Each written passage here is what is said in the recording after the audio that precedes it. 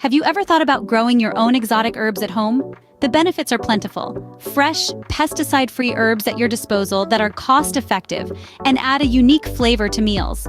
Imagine adding homegrown basil, rosemary, or even lemongrass to your favorite recipes. Getting your own herb garden started isn't as hard as you might think. The first step is to choose your herbs. Consider what you use most in your cooking or what you'd like to experiment with.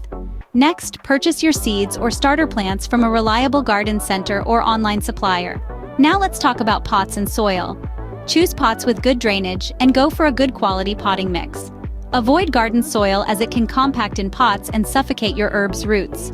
Moving on to planting your herbs, be sure to follow the instructions on the seed packet or plant tag. Some herbs prefer to be near the surface while others like to be buried a bit deeper.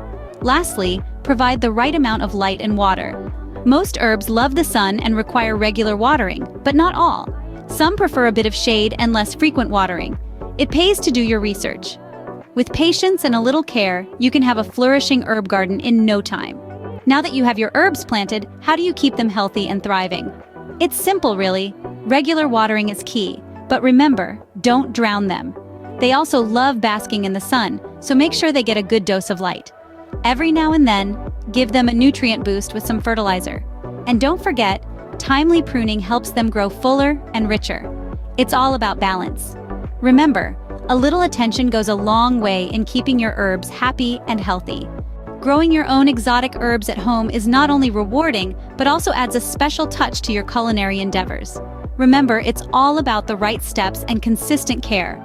If you enjoyed this video and found it helpful, don't forget to give it a thumbs up and subscribe to our channel for more content like this. Happy gardening!